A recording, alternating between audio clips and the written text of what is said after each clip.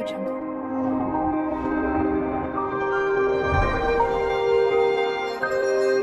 Audio Jungle.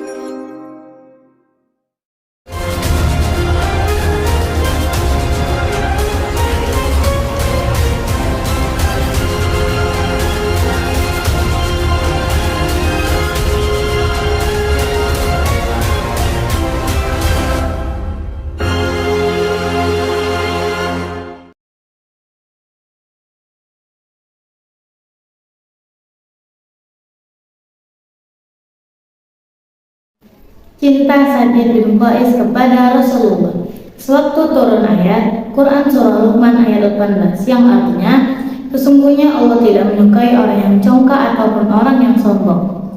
Mendengar hal itu, Sabit bin Qais menutup pintu rumahnya dan menangis begitulah. Rasulullah mendengar.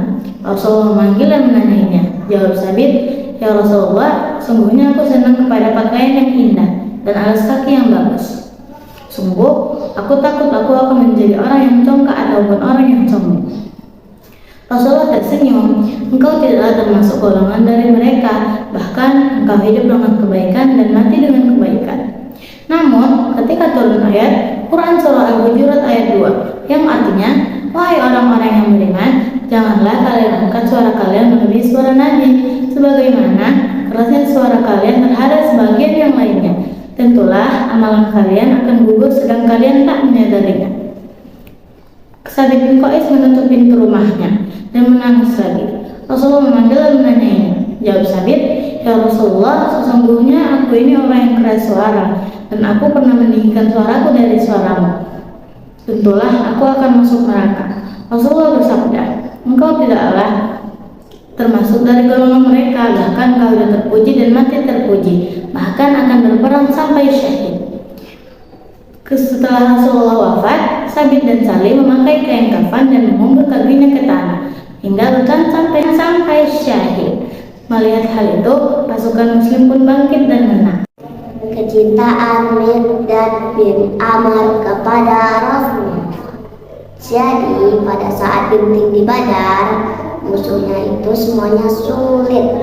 Rasulullah ingin menguji kebulatan hati para sahabat-sahabatnya. Lalu Rasulullah berkata, dia meminta saran kepada sahabat-sahabatnya. Lalu Miqdad bin Amr berkata tanpa takut, "Ya Rasulullah, ikuti saja apa yang diperintahkan oleh Allah. Kami akan di sampingmu. Pergilah engkau dengan Tuhanmu, kami akan di sampingmu berperang dengan tabah di kirimu, di kananmu, di depanmu, dan juga di belakangmu, hingga Allah memberikanmu kemenangan." Rasulullah tersenyum mendengar itu. Lalu perang Badar pun dilaksanakan. Miqdad satu dari tiga orang Muslim yang berkuda. Lalu Abdullah bin Mas'ud berkata, "Saya lebih senang bersahabat dengan Anda daripada seisi bumi ini." Kecintaan Hamzah bin Abdul Muthalib kepada Rasulullah. Jadi Hamzah bin Abdul Muthalib keluar rumah dan ia pergi ke Ka'bah untuk menemui bangsawan Quraisy yang tengah membicarakan sesuatu dengan sangat menarik. Jadi Hamzah penasaran apa yang dibicarakan mereka. Lalu Hamzah mendengarkan sedikit pembicaraan itu. Kata Hamzah, "Muhammad, mereka membicarakan Muhammad, demikian karena yang dibicarakan mereka." Lalu Hamzah tersenyum. Lalu Hamzah ikut dalam diskusi yang semakin lama semakin seru. Itu untuk pertama kalinya Hamzah melihat teman-temannya menjadi gelisah dan marah akibat tindakan keponakannya itu, Muhammad bin Abdullah. Ketika pembicaraan semakin memuncak, tiba-tiba Hamzah tertawa keras. Lalu semua orang berpaling heran. Kata Hamzah, "Kalian terlalu melebih-lebihkan. Pasti kalian salah menafsirkan apa yang Muhammad katakan." Sambil berkata Hamzah melangkah lagi. "Hamzah," seru Abu Jahal, "jika kita lalai sepertimu, maka keadaan semakin lama semakin tidak terkendalikan." Lalu Hamzah melangkah pergi. Ternyata betul apa yang dikatakan Abu Jahal. Dialah yang paling tahu bagaimana sifat keponakannya itu. Lalu Hamzah mengamati kegiatan Rasulullah. Tapi Hamzah tahu hati Rasulullah bersih dan tidak pernah marah, tidak pernah bohong. Dari situlah Hamzah menyayangi Rasulullah. Tiba-tiba Hamzah mendengar Abu Jahal mengolok-olok Muhammad. Lalu Hamzah memukul kepala Abu Jahal. Kata Hamzah, "Kenapa kau mengolok-olok Muhammad padahal aku sudah memeluk agamanya?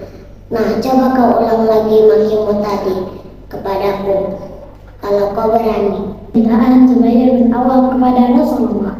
Pada usia Zubair bin Awam 12 tahun, masih remaja, Zubair bin Awam masih berusia 12 tahun. Walau ia masih remaja dan merupakan putra Rasulullah yang terpandang, namun ia tidak luput pula dari penyiksaan orang-orang Quraisy. Ia dikurung oleh orang Quraisy dan dipenuhi asap yang membuat paru-parunya terasa memudar. Orang Quraisy menantangnya, "Tolaklah olehmu Tuhan Muhammad itu, nanti kamu akan kulepaskan dari siksa ini." Namun Zubair bin Awam menjawab tentang itu, "Tidak, demi Allah, aku tidak akan kembali untuk selamanya." Zubair bin Awam tumbuh menjadi mujahid yang tangguh. Kecintaan Rasulullah terhadap Zubair begitu dalam dan beliau sangat membanggakannya. Beliau bersabda, "Setiap nabi mempunyai pembela dan pembelaku adalah Zubair bin Awam." Rasulullah bercerita, suatu hari ada orang Yahudi yang sangat miskin. Jadi Allah memberi binatang, yaitu unta, sapi, dan kambing. Ketiga hewan itu melahirkan dalam waktu yang tidak lama. Hal itu terjadi doa malaikat dan kesabaran orang Yahudi. Jadi Allah ingin menguji rasa syukur mereka. Jadi Allah mengutus malaikat menjadi penderita kusta. Malaikat pergi ke si pengembala unta.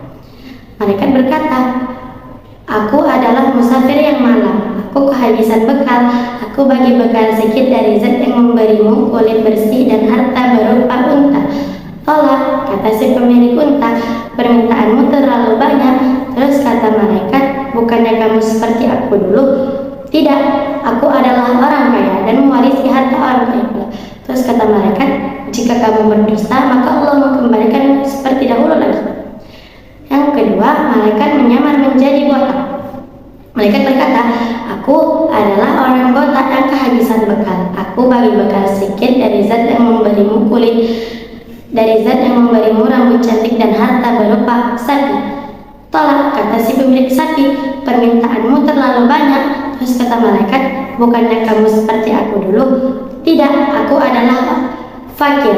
Terus kata malaikat, "Jika kamu berdusta, maka Allah mengembalikanmu seperti dahulu lagi." Yang ketiga, malaikat menyamar menjadi buta. Malaikat berkata, "Aku adalah orang buta yang kehabisan bekal." Kata si pemilik kambing, "Ambillah sekeinginanmu." Kata malaikat, "Milikilah hartamu itu dengan sebaik-baiknya. Engkau diridhoi Allah ingin menguji kalian bertiga. Engkau diridhoi Allah dan temanmu yang tiga, dan temanmu yang dua itu dimurkati Allah." Rasulullah bercerita dari Abu Hurairah, Rasulullah juga pernah bercerita tentang si Juraid, si ahli ibadah. Juraid dari kalangan Bani Israel.